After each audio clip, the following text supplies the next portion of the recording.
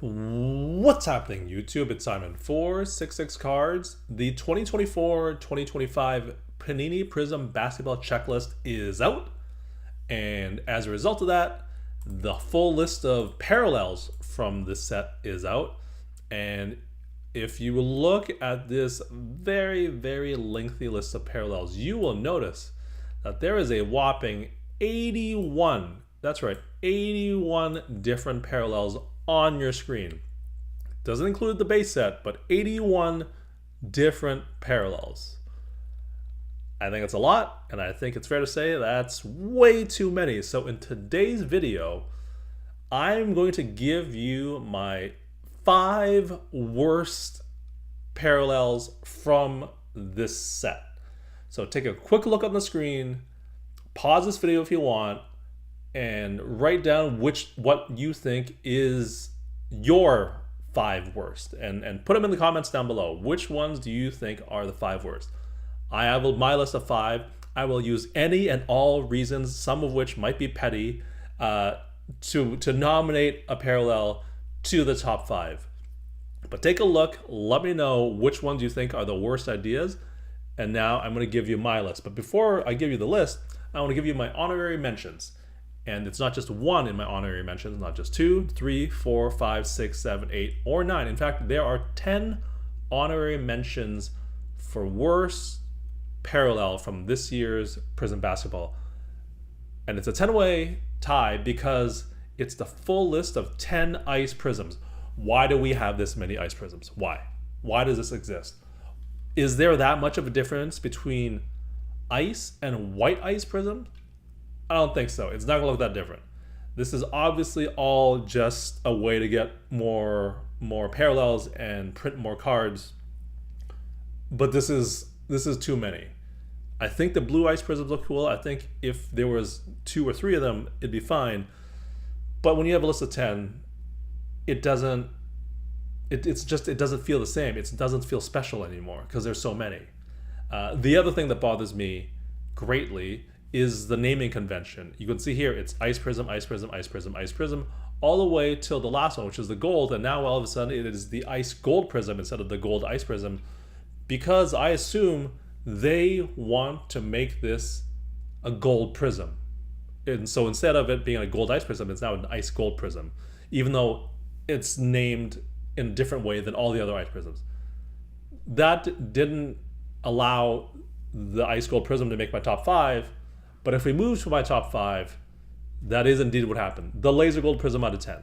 That is my number 5 because there was a white laser prism out of 275, a red laser prism out of 35, and yet the gold is called the laser gold prism instead of the gold laser prism out of 10 because, and I assume, I'm making assumptions here, you tell me if I'm wrong, all just to make it so that there is another gold prism, which is one of the chase cards. And I think whoever came up with this name is thinking that if we call it a laser gold prism, then it has the allure, the stigma, the special je ne sais quoi, the halo effect of being a gold prism. When in fact it's not. It's a gold laser prism. All right. And so the naming convention is why this is number 5 on my list of worst prism parallels from Prizm Basketball this year. Do you agree? Let me know down in the comment section below. Number 4, we now have skewed prisms. I have no idea what this is, but why would you bring up or create a parallel that makes you think of how off-centered some prism cards are, like the ones on your screen right now? We all know that some cards that have been printed by Panini have major quality control issues. They're not centered properly, etc., etc. Why would you bring attention to that by literally calling it a skewed prism, which is just another way of saying off-centered? This blows my mind. This is just so dumb, for lack of a better word. Like, why would you choose a prism that highlights flaws in your process? It just doesn't make any sense to me. So that's why this is number 4. It's nonsensical. It highlights flaws of your product. So that's and even if the card has nothing to do with looking different in terms of like not being centered properly or you're not being aligned properly, the name will make people think of that and remind them how bad your process or your product is sometimes. I don't know, man. This is not a good idea. So it's just so bad. Number 3, moving on. Here we go. You can see this is a bit of a ranting video. White tiger stripe prisms. This is a terrible idea because we already have a choice tiger stripe prism. Why do we need a white tiger stripe prism? The choice tiger stripe prism was hot for a minute during the peak of the pandemic bubble, and now nobody really cares about them anymore. And why do we need a parallel of that parallel with the white? Like, this is just, it's unnecessary. People barely care about the tiger stripe. Why would we care about the white tiger stripe? So silly. It's so unnecessary and so just like aimless and like lacking creativity, if I'm going to be honest. But I think at this point, we would expect nothing less from Panini. All right, that's enough of that. Let's go to number 2. Number 2. It is the Plum Blossom Prism. And the reason why is very similar to the previous reason. We already have a Cherry Blossom Prism. We already have now a Lotus Flower Prism. Why do we need a Plum Blossom Prism? We already have a Cherry Blossom. Like, it's just, why are there so many flowers all of a sudden? The hobby is not filled with botanists. This is not the place for flowers. I'm sorry. Like, this is not logical. Why? Like, just why? I have nothing. I'm going to move on. But does this make sense to you? Because it sure doesn't make sense to me. All right, moving on. Number 1, and I had this as number 1 by far, without question. And the number 1 is Jade Dragon Scale Prisms. That's a mouthful to begin with. Serial numbered out of 48, which is very important, and we'll get to that. So let's take a step back.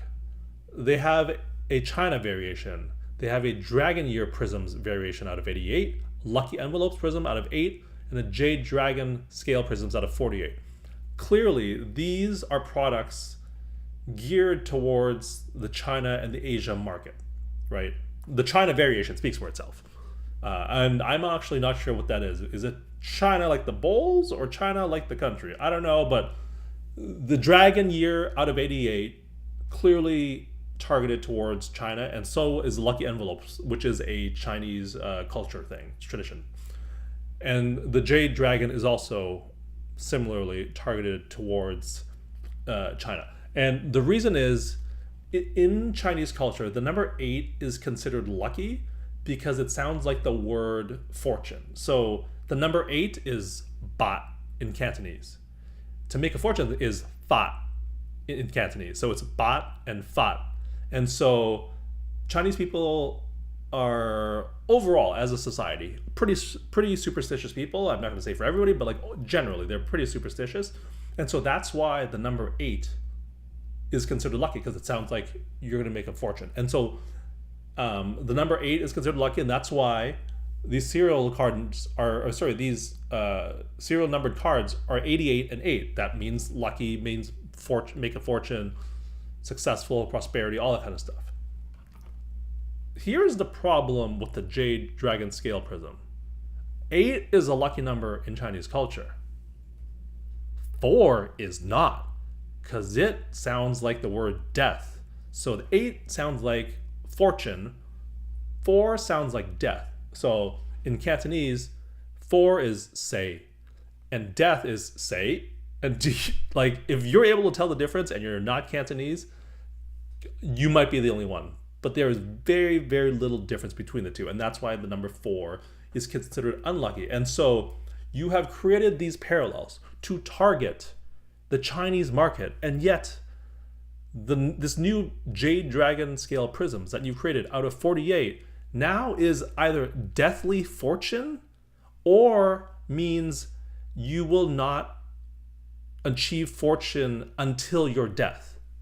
That is what that means. And so this card out of 48 that you want to use to target the Chinese market is actually an unlucky number rather than being the lucky number that you think it is, like the 88 and the 8. And so it is doing the exact opposite of what you're trying to do with this parallel, which is so mind-numbingly dumb. I don't know what else to say.